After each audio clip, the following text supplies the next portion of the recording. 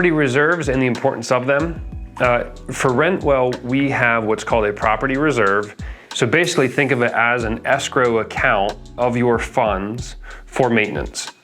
And this number can vary anywhere from $250 to $500 per unit. And the idea is that any maintenance under that reserve, we will just go ahead and take care of. And really the idea behind that is that you've hired us as your fiduciary to take care of your property, and we shouldn't need to call you for every little work order that comes through, like a leaky sink or maybe a toilet's not flushing properly.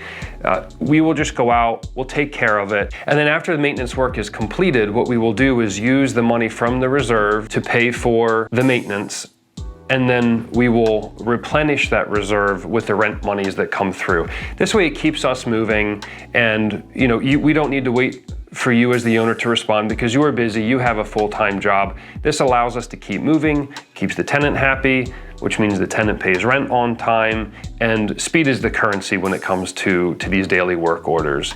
That's the concept behind the reserve. It does vary really kind of by property, single family versus a larger multifamily. It's going to be different, but the concept remains the same, that it's a reserve, it's your escrowed funds that allows us to get maintenance done faster without having to come to you for approval on every item.